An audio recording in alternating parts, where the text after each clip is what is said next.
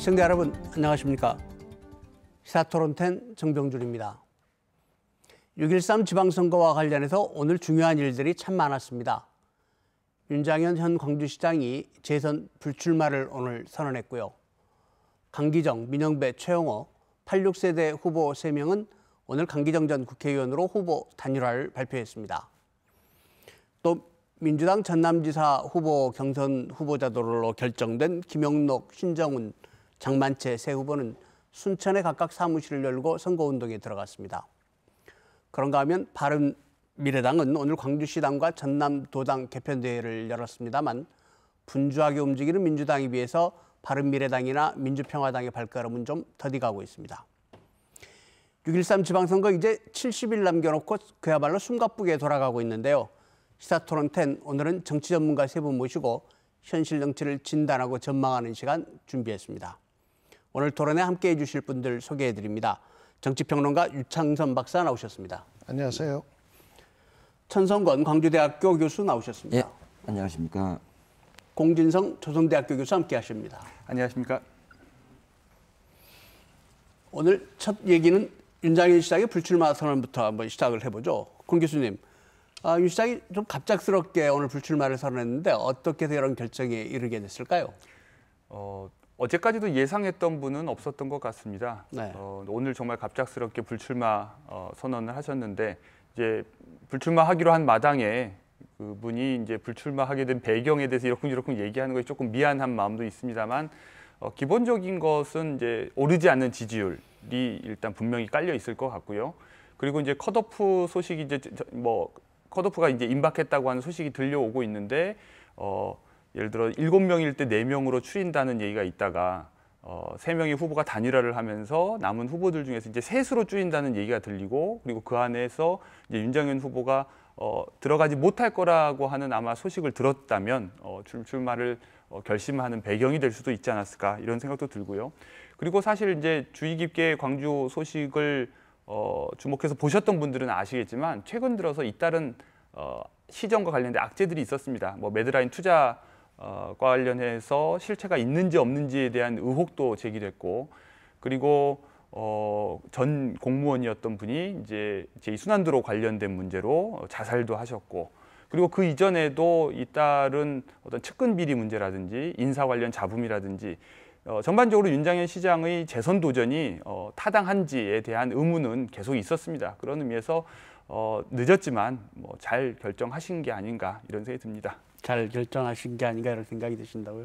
사실 그동안 현직 시장이라고 하기에는 지지율이 상당히 낮았던 게 사실이죠. 예.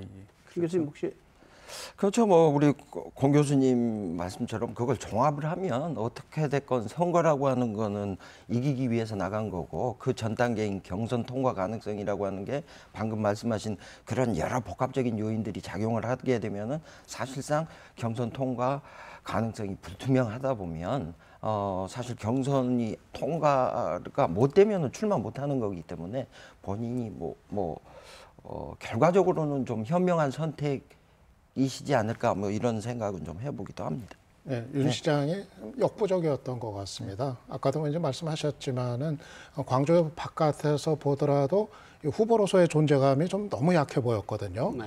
광주시장 그 민주당 경선 언론 보도들 나오는 거 보면은 다른 그 유력 주자들 이름은 나오는데 윤 시장 이름은 나오질 않더라고요, 거의. 그래서 어떤 사람은 윤 시장은 이번에 출마 안 하나 보죠 이렇게 물어보기도 할 정도로 그만큼 지금 경선전에서 거의 이제 존재감을 드러내지 못했는데. 결국은 그동안 그 재임 중에 그 성과에 대한 그 성적표 이런 것이 당 안팎에서 별로 좋지를 않아 가지고 이번에 경선 나간들 기대를 하기가 좀 어렵겠다 하는 그런 판단을 한 거 아닌가 생각이 듭니다. 네.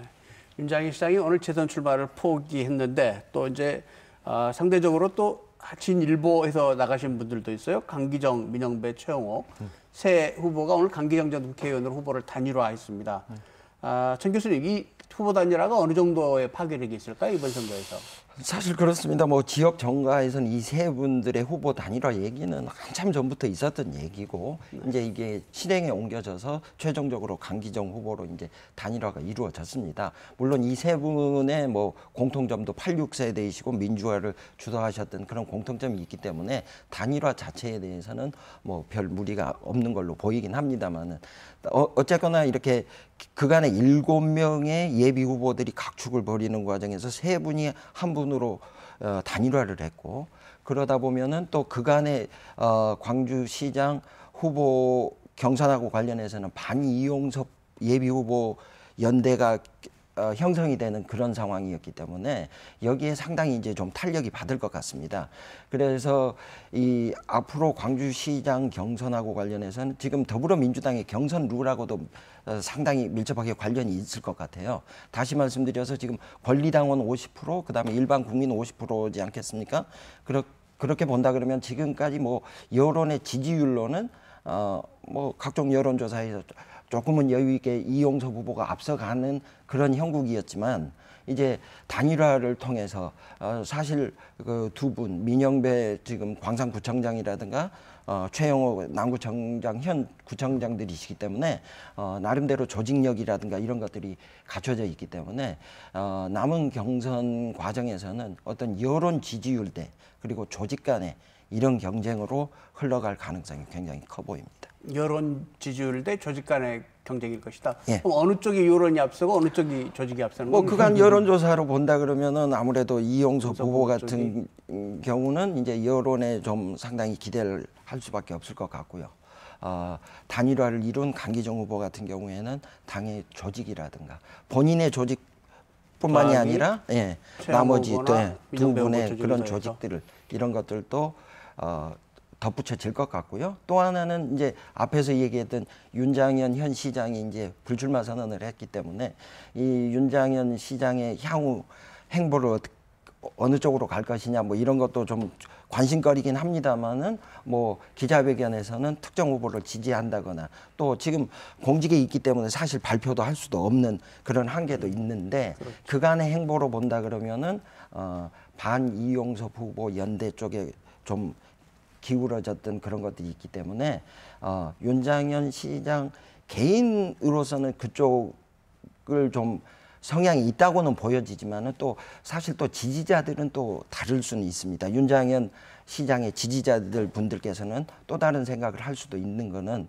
우리가 지난 2014년 광주시장 선거에서도 보지 않았겠습니까? 그때 당시 윤장현 시장이 전략공천으로 내려왔고 강훈태 광주시장 당시 시장하고 이용섭 의원이 무소속으로 연대를 해서 상당히 그때만 하더라도 박빙일 것이다 했음에도 불구하고 사실 뭐 후보 단일화에 효과가 나타나지 않으면서 이제 그때 이용섭 후보가 탈락을 한 그러니까 강훈태 후보가 탈락을 한 그런 일도 있었기 때문에 윤장현 시장의 행보하고 윤장현 시장 지지자들의 행보는 또 다를 수 있다는 거는 생각해 볼 수 있겠습니다. 윤장현 시장이 사퇴가 아니라 재출마 포기를 한 상황에서 이 세 명의 후보가 합쳐진 강기정 후보하고 이용섭 후보 간의 양강 구도가 될 거다. 이건 뭐 상식적인 판단이 될 것 같은데 아직 이제 후보 단일화되고 나는데 여론조사가 한 번도 나오질 않아서 어느 정도 따라붙을 수 있을지 좀 관심이긴 합니다만. 여기서 이제 주목해봐야 될 부분 중에 하나가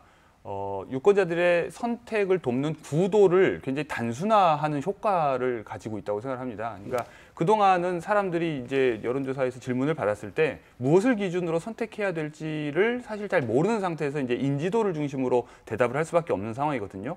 근데 이번에 이제 단일화를 통해서 구도가 상대적으로 단순해졌습니다. 그러니까 뭐 그걸 의도한 부분도 있겠지만 결국 이제 80년대에 무엇을 했느냐라는 질문에 대답을 할 수 있는 사람들과 또는 그것에 대해서 뭔가 이제 자신의 다른 길을 이제 정당화해야 되는 이용섭 후보 간의 대결로 좀 단순화되는 효과가 있어서 유권자들도 지금 사실 이번 선거의 굉장히 이제 특징 중에 하나가 너무나 큰 중앙 이슈들이 많아서 유권자들이 눈이 다 이제 어떻게 보면 대통령과 청와대와 한반도에 쏠려 있는 상황에서 이제 이 지역의 선거를 이끄는 어떤 틀이 없거든요. 흐름이 없는데 그것이 이제 본격적으로 제기되어 가고 있고 될 수 있는 상황이 이제 온 거죠.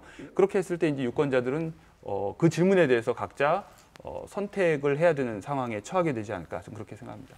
아까 정 교수님께서는 이제 여론과 조직 간의 대결이 될 거다 이렇게 보셨는데 물론 그런 측면도 있고요.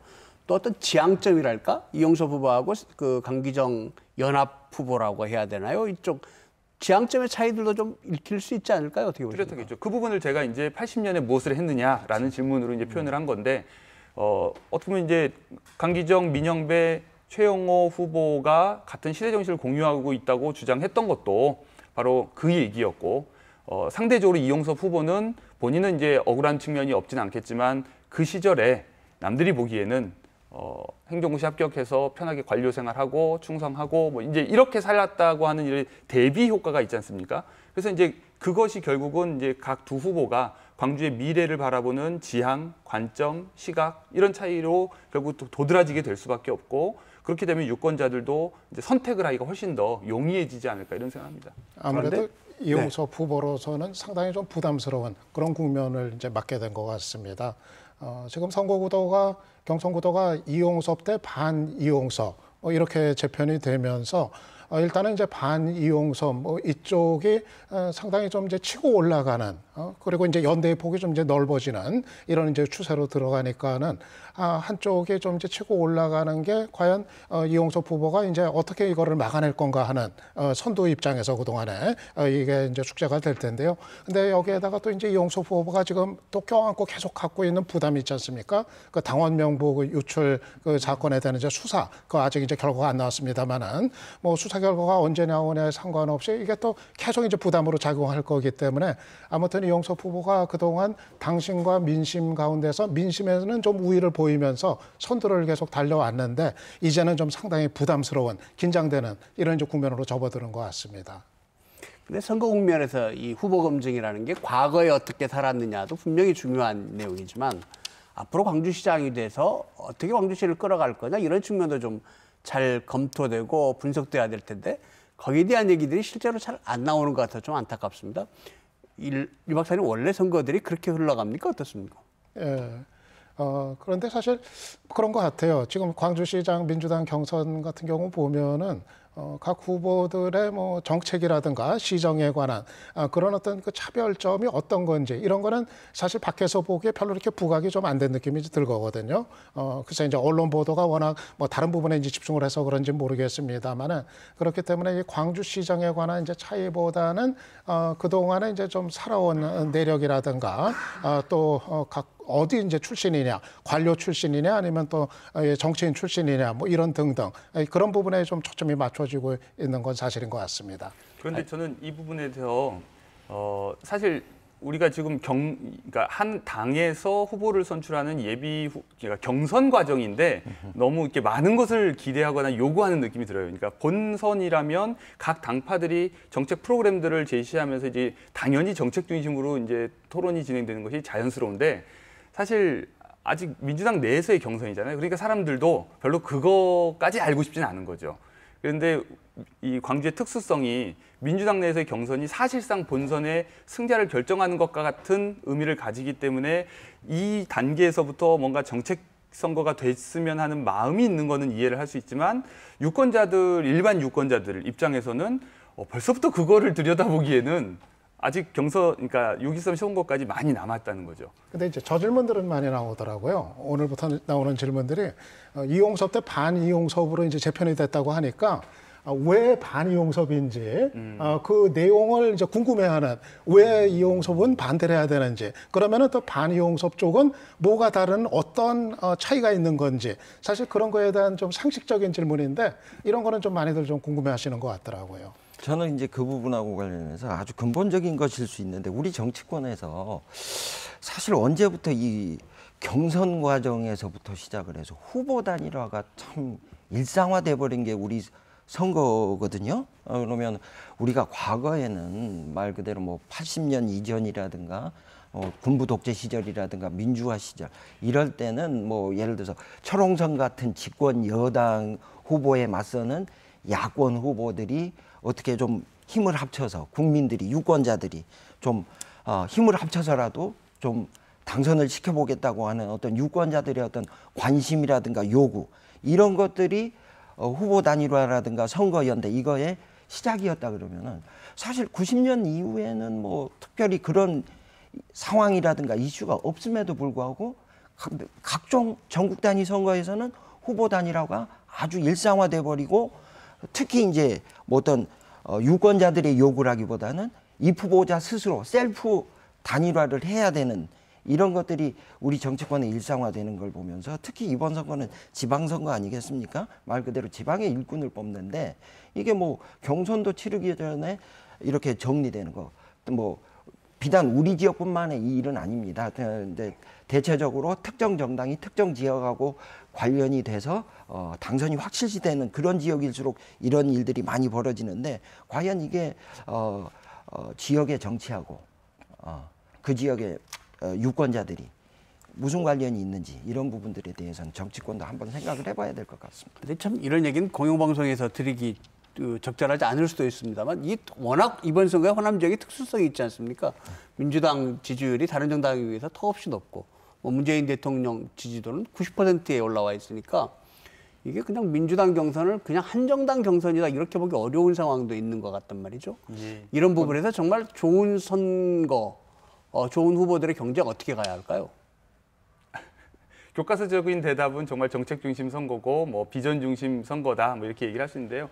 근데 뭐 일부분 천성호 교수님 말씀에 동의를 하지만 교육감 선거들도 결국 당선 가능성을 최대한 높이기 위해서 후보 단일화가 자꾸 이루어집니다. 그런 의미에서 어떻게 보면 당선 가능성이 다른 무엇보다도 상위의 가치가 돼버린 세상이 아닌가 싶고, 그러니까 그것을 뭔가 뭐 부당하다고 얘기하기는 쉽지는 않을 것 같아요. 그런데 이제 저는 그 당선 가능성만을 위해서 후보자들 간의 연대가 이루어지는 것과 이번 광주시장 선거에서 나타나는 단일화는 조금 구별해서 봐야 된다는 생각을 하고요. 왜냐하면 이것을 무조건 어느 사람 인물 중심으로 해서 당선 가능성을 높이기만 위해서 하는 단일화라고 보면 단일화가 지향하고 있는 어떤 뚜렷한 색채를 간과할 수가 있다는 생각이 듭니다. 그러니까 제가 말씀드린 건 그 자체가 제가 부당하다고 말씀드릴 수도 없고 제도적으로 그런 건 막고 있지 않기 때문에 부당하다고 얘기 드리는 건 아니고 자칫 그렇게 그런 것들이 횡행하다 보면은 순수한 어떤 지역의 민심이라든가 이런 것들이 왜곡될 수도 있을 가능성이 있기 때문에 이런 것들이 너무 횡행하는 거에 대해서는 정치권이 좀 한번 생각을 해봤으면 하는 생각에서 드립니다. 후보 단일화 얘기가 계속 나오니까 그 강제적인 후보 단일화라고 해야 될까요? 후보 연대라고 해야 될까요? 그런 결과를 만드는 제도가 최근에 나왔는데 유 박사님 최근에 민주당이 결선 투표제를 도입했습니다. 이거 상당히 논의 과정이 뚝뚝 빠지고 그저께 갑자기 나오는 듯한 느낌이 있는데 왜 민주당이 이런 제도를 도입하게 됐을까요? 네, 당초에는 민주당이 경선에서 결선 투표제 도입 안 하는 거로 알려졌거든요. 그런데 마지막 과정에서 급손해를 해가지고 결선 투표제 도입하는 거로 그렇게 이제 결정을 내린 겁니다. 이거는 기본적으로 그동안 이제 조용한 경선 이거를 표방을 해왔었는데 그게 아니라 경선을 통해서 이제 흥행 효과를 거두는 좀 더 역동적인 경선으로 치러야겠다 이렇게 이제 판단을 한 거로 보입니다. 이거는 좀 지금 선거 분위기에 좀 일정한 좀 분석 이런 속에서 영향을 준 거로 보이는데요. 구체적으로 그 야권에서 자유한국당과 바른미래당 사이에 뭐 공식적이진 않다 하더라도 후보 차원 또는 어떤 그 묵시적인 차원에서 어떤 연대의 가능성 이런 것이 특히 이제 서울시장 선거 등과 이제 관련해 가지고 그 가능성을 배제할 수 없기 때문에 좀 더 그 긴장된 모습으로 치러야겠다. 아마 이런 거가 또 영향을 주지 않았나 생각이 듭니다. 실제로 이렇게 되면은 결선 투표를 하게 되면은 후발주자들한테 기회가 이제 더 부여가 되는 거 아니겠습니까? 그리고 경선 결과에 대한 좀 불가측성 이런 게 높아지니까 관심을 더 끌 수가 있게 되겠죠. 그래서 지역적으로 보면 당장 효과가 예상이 되는 곳이 서울, 경기, 인천, 그리고 당장 광주, 전남까지도 아마 이렇게 되면 결선 투표제의 그 영향에 따라서 좀 더 관심이 좀 높아지는 이런 이제 효과는 예상이 되고 있습니다. 조용한 경선에서 역동적인 경선으로 민주당이 방향을 틀었다. 그렇군요. 그렇게. 근데 이제 한 가지 뭐 말씀하신 거 더해서 한 가지 더 요인을 말씀을 한번 생각해 보면, 그러니까 뭐랄까 꼭 이것이 민주적 정당성을 높이는 방향으로만 기능하는 것은 아니거든요. 왜냐하면 동일한 제도에서 유권자들은 자기 나름대로 합리적인 선택들을 하고 전략적인 지혜를 발휘해서 사전에 자신들이 표를 조정하거나 아니면 결선 투표제가 도입되면 이제 사후에 하는 그런 효과들은 나타납니다. 그래서 어느 제도가 이제 저는 더 낫고 뭐 덜하다고 생각하는 것은 좀 위험하다고 생각하는데 여기에서 특히 저는 현역 의원들에 대한 배려가 있다는 생각이 들어요. 그러니까 경기에서의 전해철 의원이라든지 서울에서의 우상호, 박영선 의원이라든지 이런 의원들이 이제 강력하게 요구를 자꾸 하는데 그 의원들에 대한 요구를 민주당 차원에서 이제 좀 받아준 것이 아닌가. 사실 그렇게 하지 않아도 자율적으로 대충 통합이 될 수도 있는 문제를 명분은 이제 그렇게 내세우지만 그러니까 이제 이게 진작에 도입되지 않고 막판에 가서 갑자기 이제 도입이 돼서 오히려 광주 입장에서 보면은 페이스가 완전히 헝클어졌잖아요. 그러니까 진작에 결선 투표제 요구할 때는 받아들이지 않다가 그래서 자기들끼리 알아서 단일화를 하겠다고 했더니 또 거기서 갑자기 결선 투표제를 한다고 그러니까 단일화를 하기로 하고서 여론조사 돌리고 있는데 여론조사도 유야무야되고 굉장히 이상한 모양새가 됐습니다. 그러니까 중앙당에서 지역의 사정을 세심하게 고려하고서 한 행동들은 아니라는 생각이 들어요. 근데 결선 투표제가 이제 1차 본선하고 거기서 과반이 없으면 이틀이나 3일 안에 결선 투표를 한단 말이죠. 2, 3일 안에 유권자들이 다시 후보를 선택해서 결정할 수 있는 이런 여유들이 있을까요? 일단 뭐 결선 투표제가 도입이 된 상황이기 때문에 유권자들도 준비는 하시지 않을까 이렇게 생각을 하고요. 이제 그 더불어민주당이 결선 투표제 얘기하셨지만 당초에는 당 지도부에서는 결선 투표제에 좀 부정적이었는데 갑자기 전격적으로 이제 결정이 됐고 공 교수님 얘기처럼 뭐 우연에 일치겠습니다마는 뭐 현역 의원들에 대한 배려 또는 이제 사실 결선 투표를 주장하시는 분들은 대단히 환영들 하시겠죠. 그런데 또 어떻게 된 게 최고위원회에서 만장일치로 또 통과가 됐습니다. 뭐 이런 부분들에 대해서 결선 투표제에 대해서 조금은 이제 불만이 있는 이 후보자들 같은 경우에는 의혹을 보낼 수밖에 없고요.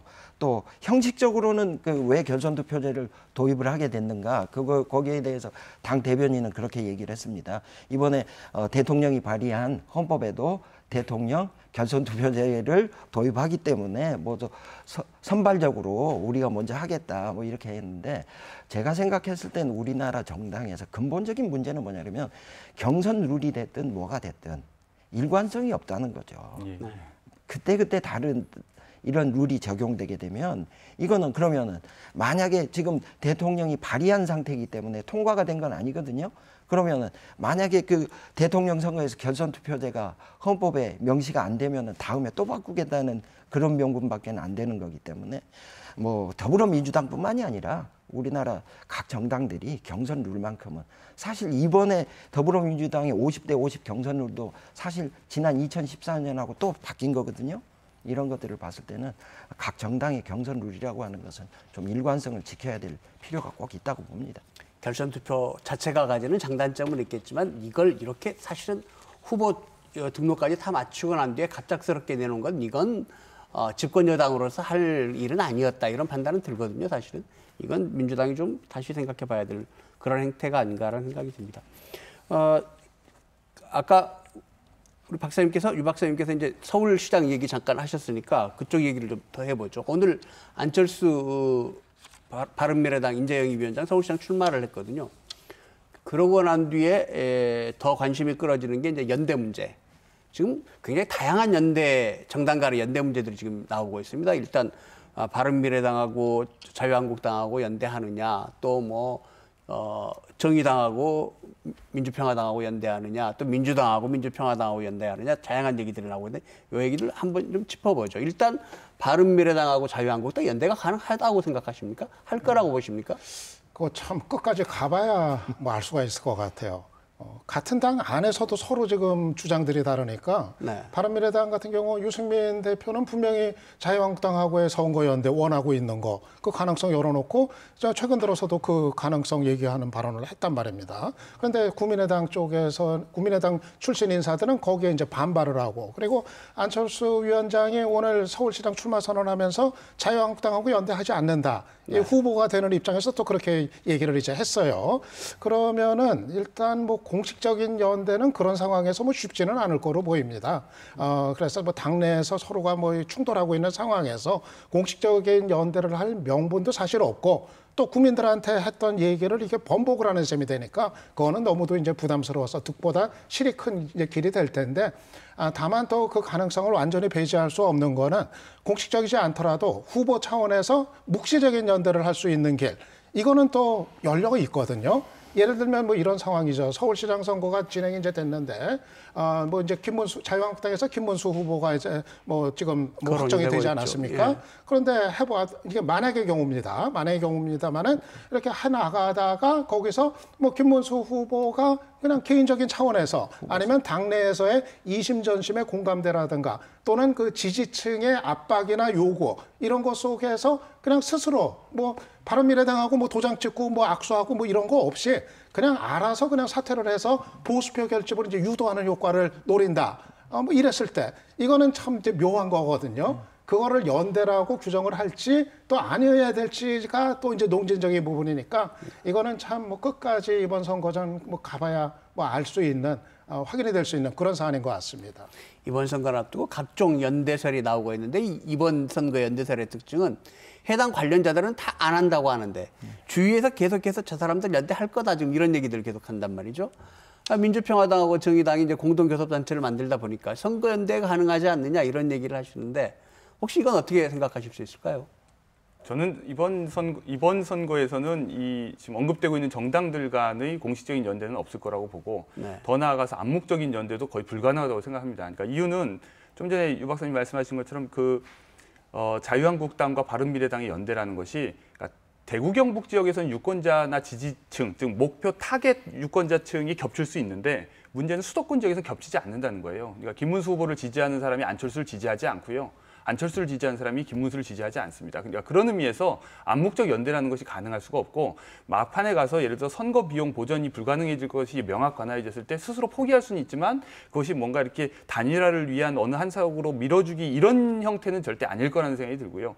그리고 이제 광주 전남 지역만 봐도요. 정의당도 나름대로 이 지역에서 어느 정도 낮은 지지율이지만 계속해서 활동을 오랫동안 풀뿌리 차원에서 해왔단 말이에요. 근데 이것을 민평당하고 공동교섭단체는 했지만 후보 연대 이건 전 불가능하다고 보죠. 사실 이 지역에서 정치에 대해서 좀 아시는 분들은 다 아시겠지만 어떻게 보면 민평당 관련자들을 제일 싫어하는 사람들이 정의당 지지자가 아닐까 저는 생각을 해요. 그래서 가장 물과 기름처럼 이질적인 존재이기 때문에 후보 간 연대라는 것은 어렵다고 저는 생각합니다. 저도 공 교수님 의견에 전적으로 동감하는 부분은 공식적인 후보 대 후보 또는 당대당의 어떤 공식적인 연대는 있을 수 없다고 보고요. 그런데 이제 암묵적 동의 말씀하셨는데 예를 들면 이제 그런 경우는 있을 수 있습니다. 예를 들어 지금 민평당하고 정의당하고 공동 원내 교섭단체를 만들지 않았겠습니까?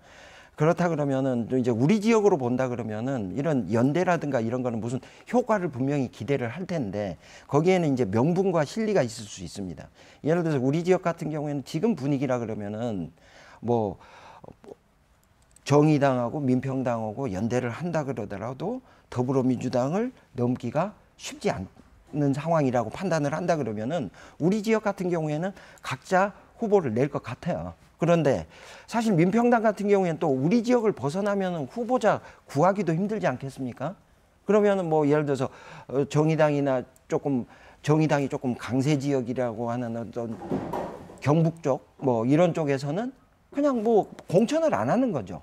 그랬을 때 이제 그 판단의 몫은 유권자들인 것 같아요. 그리고 그렇게 했을 때 그것도 일종의 야합이라고 보면 그게 부정적으로 결과가 나오는 거겠지만은 뭐 어쩔 수 없지 않았겠느냐.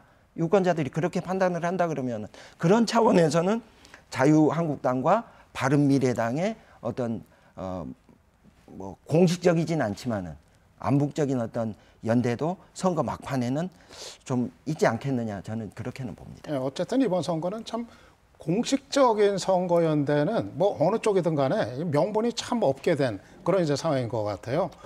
그러니까 바른미래당하고 뭐 자유한국당은 이제 옛 국민의당 쪽에서 통합할 때 뭐 자유한국당하고 연대는 절대 없다. 이걸 단언을 했기 때문에 기본적으로 공식 연대는 이제 명분이 없는 거고. 그런데 이제 또 다른 쪽에 있는 민주당하고 평화당하고 정의당 같은 경우도 이 공식적으로 연대를 하기에는 지금 여당하고 또 야당들이란 말입니다. 이게 같은 야당들끼리 뭐 연대하는 것도 아니고 여와 야가 선거에서 연대한다. 이게 또 어떤 정당성을 가질 수 있을지 이게 또 간단한 문제는 아니거든요.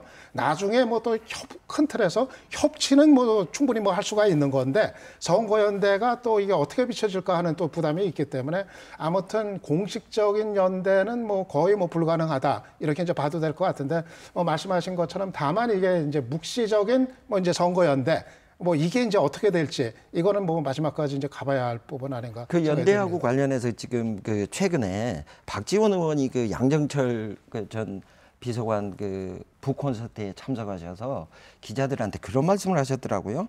서울시장과 경기지사가 연대의 입구가 되는 것이고 나머지는 호남이 출구가 되는 것이다. 뭐 이런 말씀을 하셨다고 그러시더라고요. 보도해 보니까 이걸 과연 우리가 어떻게 또 생각을 해야 될 건지 그거는 이제 어떻게 보면은 공식적이진 않지만은 어떤 뉘앙스를 이런 걸 좀 풍기는 다시 얘기해서 꼭 그렇게 되리라는 보장은 없습니다만은 뭐 예를 들어서 서울 경기 지역 최대 접전 지역 아니겠습니까? 여기에서는 민평당에서 뭐 후보를 공천을 안 하고 그러니까 못하는 걸 안 하는 걸로 그렇죠. 이제 포장하고 그렇죠. 돈 한 푼 안 들이고 생생내는 굉장히 탁월한 그렇다고 하더라도 이제 간접적으로 이렇게 이제 특정 정당의 의원이 이런 얘기도 하시는 걸 보면 선거 막판에는 사실 선거라는 건 누구도 저희 여기 패널로 참석하신 저희들도 예측 못하는 거 아니겠습니까? 사실은 박지원 의원은 이번 지방선거 초기부터 계속해서 연대설을 그렇죠. 말씀하시고 또 나름의 미련을 갖고 계시고 이제 그런 분인데 본인의 전남지사 출마하고도 연관이 있는지는 잘 모르겠어요. 하여튼 이렇게 지금 오늘 나오신 세 분 전문가들이 모두 다 공식적인 연대는 안 될 거다 이렇게 의견 일치를 갖고 계신데 그럼에도 불구하고 정가에서 계속 연대설이 나오는 이유는 또 뭘까요? 저는 그게 이렇게 정당에 관여한 분들이 아니라 어떤 진영이 예를 들어 이제 보수 세력이 재건되기를 바라는 분들이나 이런 분들이 바깥에서 훈수 두는 마음으로 그랬으면 좋겠다는 애정 어린 뭔가 희망을 피력하는 거라고는 생각이 듭니다. 근데 정작 그 안에서 행위자로서 플레이하고 있는 정치인들은 그게 이제 쉬운 결정이 아니죠. 그리고 싸울 대로 많이 싸웠기 때문에 감정들도 결코 좋지 않고 그래서 저는 그건 좀 시각이 좀 다른 것 같습니다. 아마 지지층의 요구 이거를 무시는 못할 겁니다. 그러니까 오히려 민주당하고 평화당하고 정의당, 그러니까 비교적 조금 진보적인 색채의 지지층 같은 경우는 사실은 거기는 뭐 꼭 연대 안 해도 또 그냥 갈 거예요, 지지층들이. 왜냐하면 워낙 그 민주당이 지금 월등하기 때문에 뭐 전체 정당 그 지지율에서 그렇기 때문에 뭐 지역에 따라서 뭐 할 수도 있지만은 뭐 전체적으로 뭐 안 해도 그냥 뭐 그렇게 가도 된다. 그 지지층들이 그렇게 생각을 할 텐데 그런데 이제 중도 보수층들은 조금 상황을 더 무겁고 심각하게 받아들일 가능성이 있습니다. 그러니까 문재인 정부나 민주당에 대해서 비판적이거나 또 이제 반대하는 층, 이 층에서는 지금 현실적으로 봤을 때 바른미래당하고 자유한국당으로 이제 표가 이제 분산이 된다.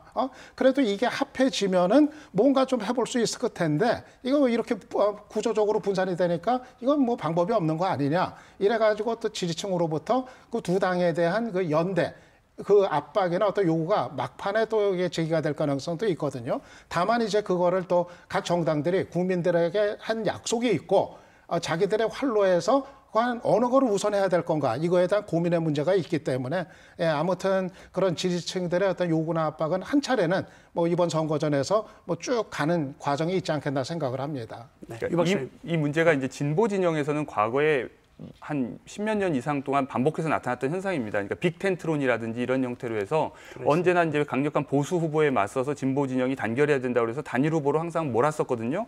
근데 이제 그 결과가 뭐였냐면 그래서 두 정당이 살아남는 것이 아니라 한 정당만 살아남고 한 정당은 사실상 이제 기능을 잃고 이제 축소되는 결과를 낳는 것을 사실 보수 세력들이 또 봐왔습니다. 그러니까 이제 보수 세력들의 요구가 압박이 있는 건 사실이고, 그리고 당선 가능성이 높은 곳일수록 그 압력은 굉장히 강한데, 문제는 그 정당들이 생존 가능성을 생각하면 아무리 자기가 당선 가능성이 떨어지더라도 버텨야 된다고 하는 생각이 또한 있어서 쉽지는 않을 거라고 봅니다. 그렇군요. 이 박사님, 이쪽 얘기는 아닙니다만 이쪽 분들도 관심이 많으니까 서울시장 선거 얘기 잠깐 하고 넘어가겠습니다. 오늘 안철수 후보가 이제 출마 선언을 했는데 어느 정도의 변수가 될까요? 서울시장 선거가 뭔가 극변하는 상황이 올 거라고 생각하십니까? 어떠십니까? 일단은 상당한 관심사가 이제 됐죠. 네. 뭐 다른 거 떠나가지고 박원순 시장하고 물론 지금 민주당은 이제 경선이 진행 중이니까 뭐 후보가 누가 될지는 뭐 아직 모릅니다만은 일단은 뭐 박원순 시장이 좀 선두를 달리고 있으니까 만약 가상의 상황으로 이제 대입해서 얘기를 한다면은 만약에 박원순 시장하고 안철수 위원장하고의 그 대결 이게 이제 펼쳐진다 하면은 그 자체가 상당한 이제 좀 흥미거리는 되거든요. 7년 전에 이제 동지적인 관계에서 이렇게 손을 잡았었던 사람이 이제는 대결하는 장면 이 자체가 이제 상당히 이제 관심사가 되는 건데요. 그래서 서울시장 선거에 대한 좀 관심, 이거를 상당히 고조시키는 그런 효과는 좀 있을 거로 보입니다. 이제 문제는 과연 선거 전에 이제 어떻게 전개가 될 건가, 판세가 이 부분이 될 것 같은데, 3파전을 뭐 예상해 볼 수 있지 않겠습니까? 민주당 후보가 있겠고, 그리고 자유한국당에선 김문수 후보가 이제 나서는 거고, 그리고 뭐 바른미래당, 물론 이제 경기도 경선 거쳐야 됩니다만은 뭐 안철수 위원장이 후보가 되는 게 뭐 이제 기정사실인 것 같고, 그 3파전 구도가 되는데, 일단은 이 자유한국당하고 이 바른미래당의 우열 경쟁, 이게 1차적일 것 같아요. 여기서 과연 누가 일단은 2위권에서 시작을 하느냐. 이거에 따라 가지고, 왜냐하면은 만약에 안철수 위원장이 일단 2위권에 안착을 하면서 그다음에 선거전이 진행이 된다면 아마 안 위원장이 기대하는 건 저런 걸 겁니다. 내가 일단 2위로 출발을 하면은 그다음에 자유한국당 찍으려던 표들이 결국 나한테 몰아주지 않겠느냐. 그래서 민주당하고 대결하라고 몰아주지 않겠느냐. 아마 그런 기대 속에서 이번에 이제 출마도 결심을 한 게 되겠고요. 그렇기 때문에 문제는 이제 안철수 위원장이 과거에는 이제 잠재력이 정말 있었는데 이제는 또 많은 또 상처도 입고 여러 가지 과정 거치면서 또 지지층이 많이 떨어져 나가지 않았습니까? 그런 상황에서 출마를 정식으로 이제 했을 때 과연 얼마만한 잠재력을 다시 보여줄 수 있을지 뭐 이거를 일단 좀 봐야 그다음 얘기가 뭐 돼야 될 상황인 것 같습니다. 네. 서울시장 선거 잠깐 들려왔으니까 전남지사 선거로 가보겠습니다. 민주당 전남지사 선거가 이제 3명의 후보로 결정이 됐거든요. 이 세 분들이 전부 다 순천에다가 사무실을 냈어요. 그만큼 전남 동부권이 중요한 지역이다 이런 판단을 했다고 하는데, 그런데 요즘 재밌는 거는 여러 번 여론조사가 되풀이되고 있는데 할 때마다 이 세 분의 순서가 바뀌고 있습니다. 굉장한 혼전이고 또 격전일 텐데 이렇게 순서가 계속 바뀌고 있는 이유 어떻게 분석해야 될까요? 陳교수님 말씀해 주시겠습니까? 뭐 적절한 비유는 아닙니다만은 사실 저 전남지사 선거하고 관련해서는 이계호 현 의원이 출마를 그러니까 공식적으로 선언까지를 하셨나? 했죠. 제일 먼저 네. 했죠. 예. 아무튼 그런 상황이고 여론을 상당히 지지율이 앞선 상황에서 당의 만류로 이제 철회한 거 아니겠습니까? 그러다 보니까 이제 후발주자 또는 기존의 그 이계호 의원을 그냥 불출마를 유도하는 당에서 얘기했던 분이 이제 김용록 장관이셨고, 그리고 이제 신정훈 농업 비서관이 이제 조금은 뒤늦게 이제 참여를 했습니다만은, 그러다 보니까 제일 앞서가는 이계호 의원이 이제 불출마를 선언하게 되다 보니까 그 후발 그룹이 이제 그 각축을 벌이는 건 이거 당연한 것 같고요. 특히 이제 저기 신정훈 예비 후보라든가 그 또 누구죠? 김영록 의원 같은 경우는 서부권 출신이고요. 물론 장만채 전 교육감 같은 분도 이제 광주 출신이긴 하십니다만은 순천에 좀 연고가 있으신 분 아니겠습니까? 순천에서 총장까지 하셨기 때문에 그래서 이제 아무래도 이번 지방선거하고 관련해서는 전남에서는 지금 초대 그 전남지사 이후에는 계속 서부권 출신이 지금 전남지사를 했기 때문에 동부권의 어떤 소지역주의 어떤 그런 분위기가 상당히 좀 있는 것 같아요. 그러다 보니까 출마 예비 후보자들이 다 선거사무소를 거기에 개설하는 이유도 거기에 있는 것 같습니다. 지역 변수가 상당히 있을 거다. 예. 그렇게 보시는 거군요. 그러니까 저도 천승훈 선생님 말씀하신 것처럼 지금 여론조사는 사실 언론 보도에 대한 반응 수준인 것 같아요. 그러니까 어떤 확실한 지지 성향을 가지고서 후보에 대한 애정을 표현하는 수준이 아니라 지금 이제 뭐 출마 소식이 들려오는 대로 또는 입당이 뭐 거부된다더라, 입당이 됐다더라, 뭐 이런 언론 보도에 반응하는 수준이기 때문에 사실 이제 계속해서 비슷하게 나오는데, 근데 이제 결정적으로 오늘 보도 하나를 봤는데 이계호 전 의원이, 그러니까 이계호 의원이 김영록 전 장관을 거의 공개적으로 지지한 걸로 보도가 나오더라고요. 그러니까 이게 이제 얼마나 영향력이 있을지가 이제 관건인 것 같아요. 그래서 이제 물론 결선 투표를 도입했기 때문에 그 세 후보 중에 이제 두 후보, 즉 2, 3위 후보 또는 1, 3위 후보, 3위 후보의 지지가 어디로 가느냐도 이제 관건이지만 지금 이제 가장 유력한 후보였던 이계호 의원이 어느 특정 후보를 공개적으로 지지를 하고 있기 때문에 또 이제 어떻게 작동할지 이건 이제 앞으로 이제 지켜봐야 될 문제 같습니다. 근데 오늘 나온 그 기사는 좀 더 유심히 볼 필요가 있고 이계호 의원한테 확인할 필요가 있는 게 이분이 지금 도당위원장이거든요. 예. 공식적으로 내가 누구를 지지한다 입장을 표명할 수 없는 자리에 계신 분인데 이제 그 기사를 보니까 김영록 의원 선거사무실 개소식에 가가지고 아마 덕담 수준의 얘기를 한 게 지금 좀 과장되지 않았나 이런 생각이 드는데 그건 좀 확인이 필요할 것 같습니다. 전남지사 선거와 관련해서 재미있는 것 중에 하나는 여론조사가 엎치락 뒤치락 하는 동안에 여론조사를 할 때 이분의 직책을 어떻게 쓰느냐가 굉장히 중요한 지금 변수가 되고 있거든요. 그러니까 직책에 문재인 대통령 이름이 들어가느냐 마느냐에 따라서 지금 여론조사가 굉장히 달라지고 있습니다. 광주에서도 소위 문재인 마케팅, 문재인을 내세우는 이런 마케팅이 많은데 사실 긍정적으로 보이지는 않죠? 어떻게 보십니까?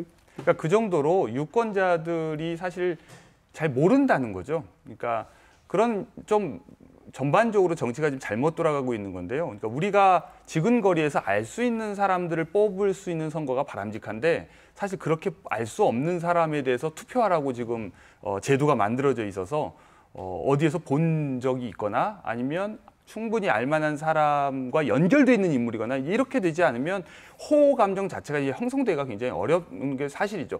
예전에 한 몇 년 전에 이제 박근혜 대통령 시절에 대구 지역에 한번 갔더니 정말로 거기에도 온통 선거 홍보 현수막이 다 박근혜 대통령과 같이 찍은 사진이더라고요.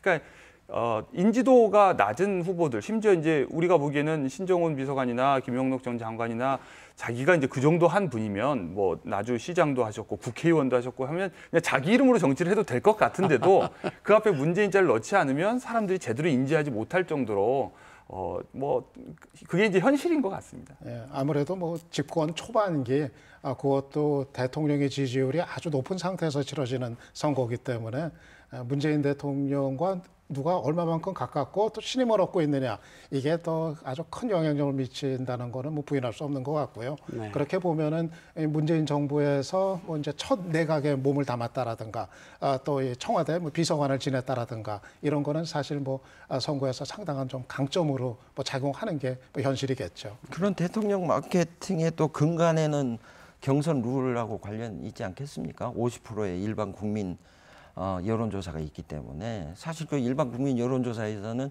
지금 우리 지역 같은 경우에 90%에 육박하는 대통령 국정 지지율이 있기 때문에 거기서 대통령을 마케팅을 잘하시는 분은 거기에서 상당히 강점을 가질 수밖에 없기 때문에 예비 후보자들 입장에서는 뭐 어쩔 수 없지 않겠나 이렇게 보여지기도 합니다만은 바람직하다고는 또 얘기할 수도 없을 것 양면이 같습니다. 있는 것 같은 게요.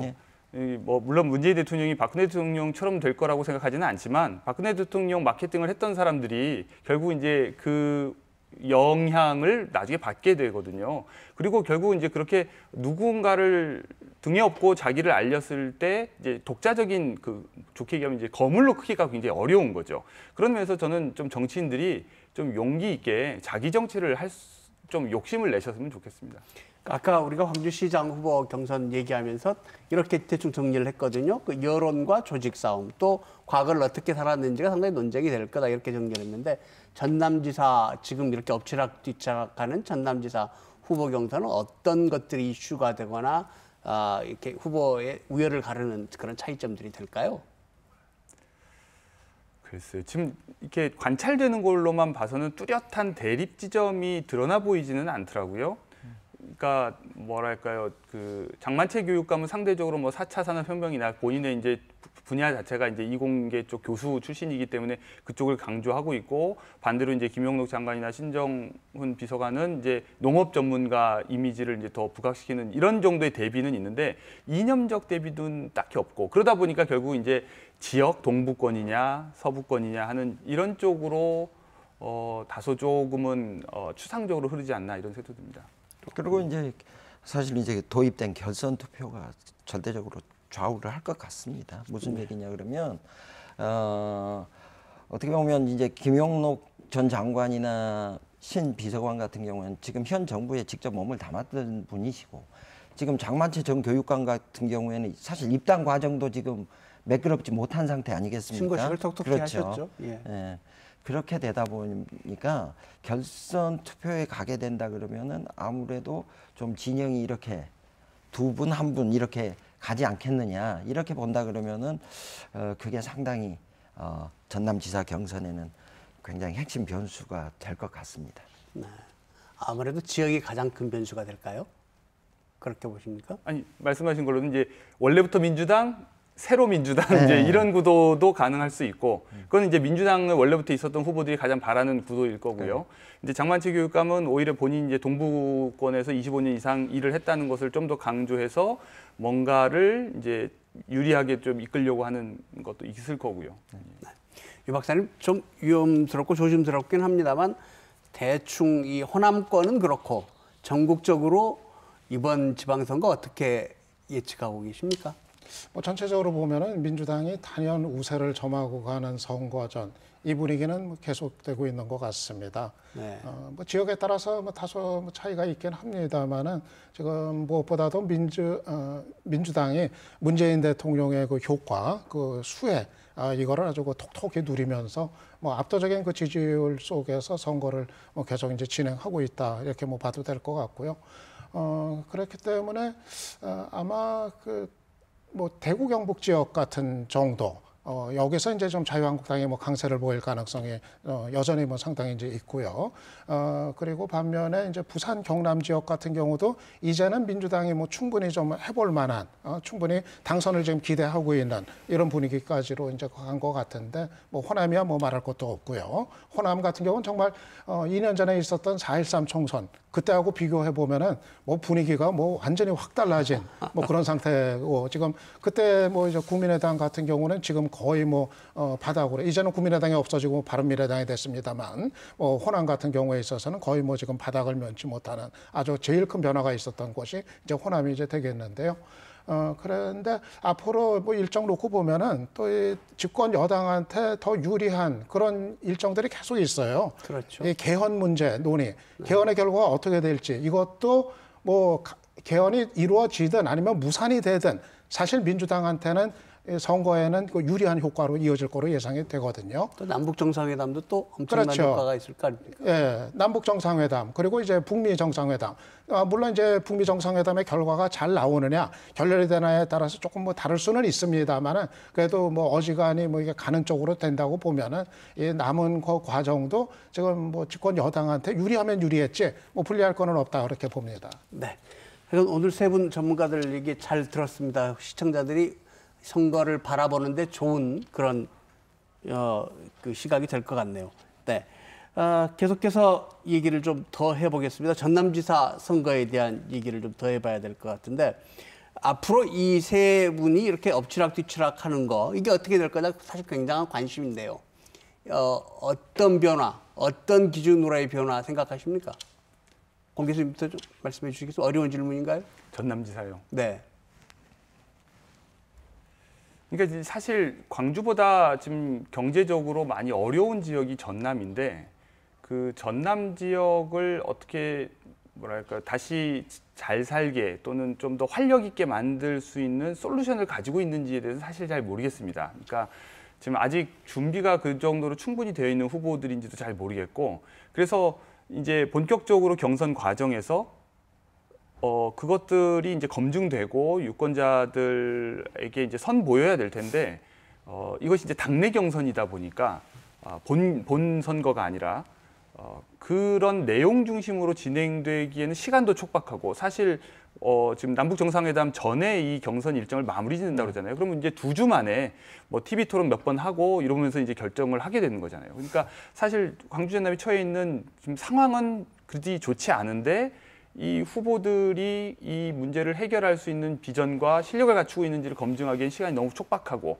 그래서 사실 어떻게 진행될지, 뭐가 중요한 포인트인지를 제가 이렇게 자신 있게 말씀드리기가 좀 어렵습니다. 예, 전남지사 선거 관련해서는 뭐 민주당은 아니지만은 평화당의 박지원 의원 또 사실 변수였었거든요. 박지원 의원이 전남지사 출마하려고 그동안 계속 뭐 공을 들여온 거는 뭐 다들 아는 사실인데, 지금 이제 발목이 잡히지 않았습니까? 평화당하고 정의당이 공동교섭단체 구성을 하니까 만약에 출마를 해버리면 공동교섭단체가 이제 무너지니까 아마 그 당에서 적극적으로 만류를 할 것 같아요. 정의당에서도 뭐 그런 요청을 이미 한 상태고, 그런 상태에서 박지원 의원이 개인의 선택으로 출마하는 게 쉽지는 않은 상황이 된 것 같아요. 만약에 출마했더라면은 평화당의 지지율은 낮지만 그래도 아주 특별한 개인의 경쟁력이 있기 때문에 그것도 상당히 이제 볼만한 승부가 이제 민주당하고 사이에 펼쳐졌을 거다 이제 생각은 드는데, 아마 그 대결이 이루어질 가능성이 상당히 좀 낮아진 상태 아닌가 그렇게 판단이 됩니다. 그런데 아까 박지원 의원이 무슨 민주당하고 연대 얘기하는 거 보면 아직도 미련을 못 버리고 계신 게 아닌가 이런 생각도 들거든요. 그렇죠. 뭐 가능성은 높아 보이진 않습니다만은 박지원 의원 변수는 아직 살아 있다. 뭐 그 정도로는 얘기할 수 있을 것 같습니다. 가능성은 그렇게 높아 보이진 않습니다. 그런데 이제 이 민주평화당 경우에 박지원 의원 변수가 남아 있다 이렇게 얘기하는데, 바른미래당과 민주평화당, 광주광역시장, 전남지사 지금 상황에서 과연 이게 누구일까? 혹시 전망이 되십니까? 어떻게 되십니까? 글쎄요, 지금 상황이라 그러면 지역 정가에서도 제가 듣기로는 뭐 좌천은 고사하고 타천도 거의 없는 상태라고 들리기 때문에 사실 상당히 이 인재 영입 부분하고 관련해서 어려움을 겪을 수밖에 실제 겪고 있고요. 그런데 이제 그걸 또 다른 면으로 보게 되면 방금 박지원 의원의 전남지사 출마라든가 바른미래당의 현역 의원의 광주시장 출마 이런 것들이 사실 다들 작년 올 초까지만 해도 다들 얘기가 있지 않았겠습니까? 그런데 뭐 이런저런 이유, 그 이런저런 이유라고 하는 게 바로 이제 무슨 원내 교섭단체가 흐트러질 수 있다, 뭐 이런 이유들로 하다 보면은 과연 이제 광주나 전남의 유권자분들께서 이거 너무 우리가 무시당하는 거 아니냐? 좀 경쟁이 될 만한 후보를 추천할 수 있어야 되는데 지금 그마저도 지금 고심을 하고 있다고 하는 거는 지역민들이 그런 부분에 대해서는 조금 좀 실망을 하고 계시는 것 같더라고요. 예전에 민주당이 그 절대적인 지지를 받던 그런 상황에서도 자유한국당 계열 옛날 당들도 후보는 냈는데, 그때도 후보는 냈는데 지금 뭐 바른미래당도 전남지사 후보를 얼마 전에 입당했던 장성민 의원 출마한다는 설이 있었는데 어떻게 될지 모르겠습니다. 네, 그렇군요. 오늘 하여간 오랫동안 우리 세 분 전문가님 재미있는 얘기, 좋은 얘기 잘 들었습니다. 감사합니다. 예. 호남 지역에서 문재인 대통령 지지율이 90%가 넘는 상황에서 민주당 공천만 받으면 당선이다, 이런 얘기들이 사실 많이 퍼져 있습니다. 그러다 보니까 지역 공동체에 기여한 인물보다 특정 정당에 기여한 인물이 당선되지 않나, 이런 우려도 있습니다. 흔히 정치가 잘못됐다고 비판하는 분들 많으신데요. 그 정치인 뽑는 거 우리 시민이라는 점도 잊지 말았으면 좋겠습니다. 시사토론 10 오늘 순서 여기서 마칩니다. 다음 주 이 시간에 다시 뵙겠습니다. 안녕히 계십시오.